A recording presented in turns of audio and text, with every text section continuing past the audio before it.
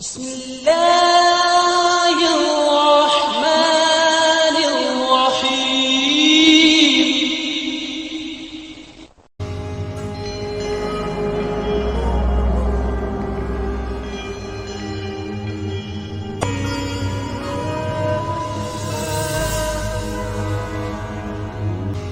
السلام علیکم ورحمۃ اللہ.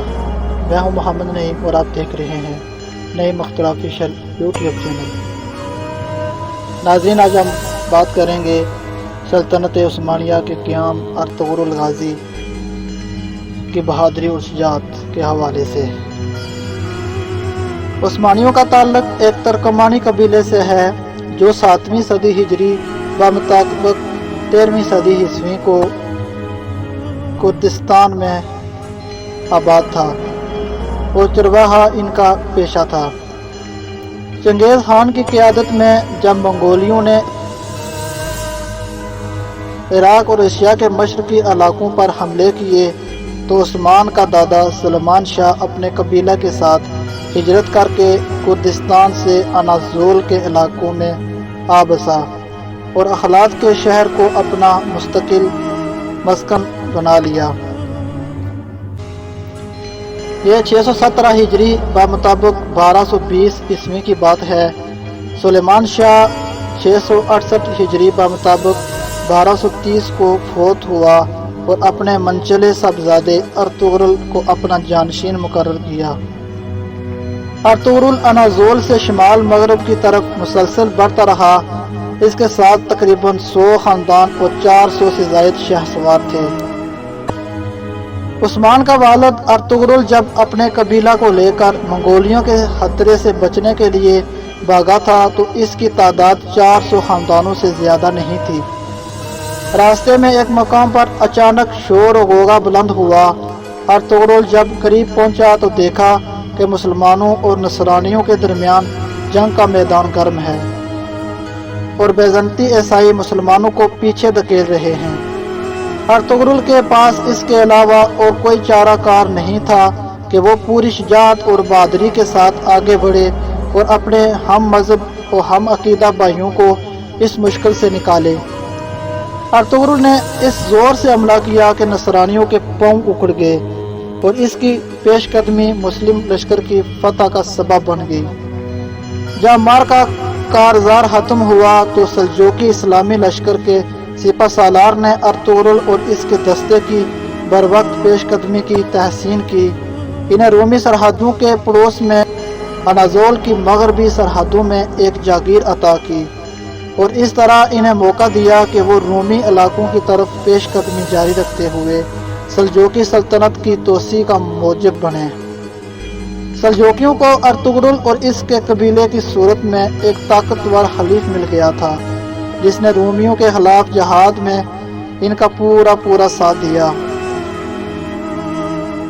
اس ابھرتی ہوئی سلطنت اور سلاجقہ روم کے درمیان ایک گہرا تعلق پیدا ہو گیا جس کا سبب رومی تھے جو ان کے مشترکہ دشمن تھے اور عقیدہ و مذہب میں دانوں کے مخالف تھے.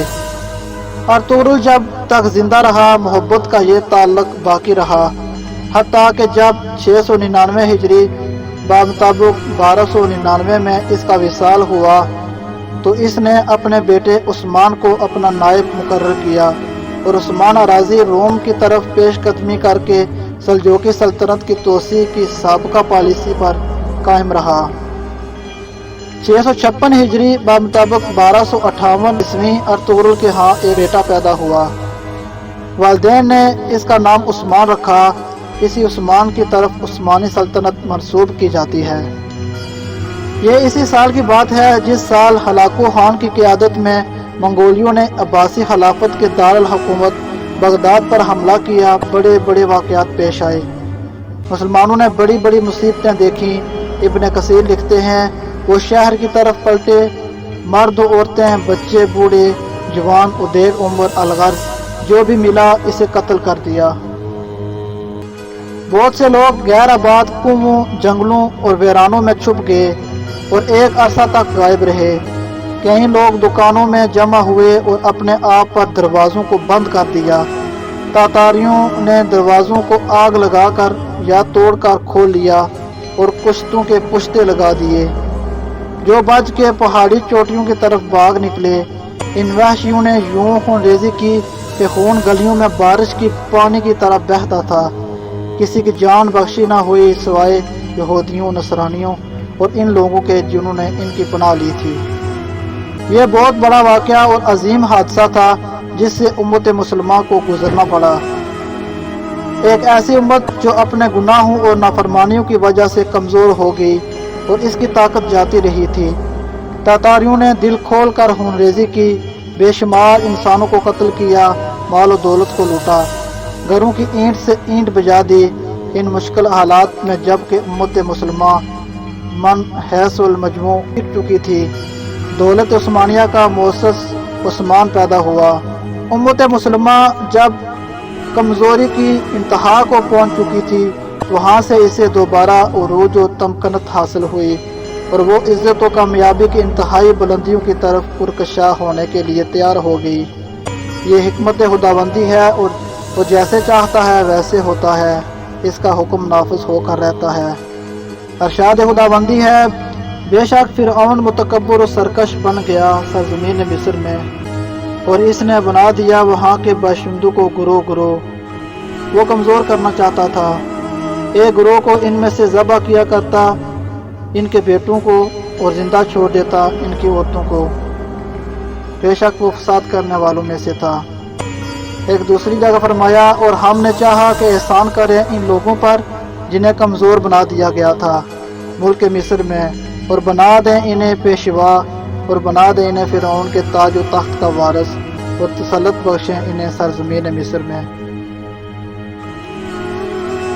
ایک اور جگہ اللہ تعالیٰ فرماتا ہے، اور اگر اللہ تعالیٰ چاہتا تو خود ہی ان سے بدلہ لے لیتا، لیکن وہ آزمانا چاہتا ہے تمہیں بعض کو بعض سے۔